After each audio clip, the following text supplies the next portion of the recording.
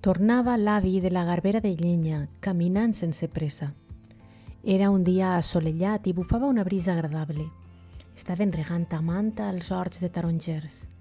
L'aigua cavallera corria per les séquies, una aigua transparent.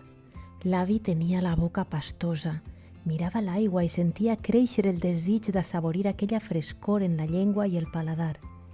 Es va aturar a la vora del camí i es va traure la dentadura postissa. S'agenollà davant d'un portell i remullà la pròtesi dental amb tan mala fortuna que el corrent de l'aigua li l'arrabassà de la mà.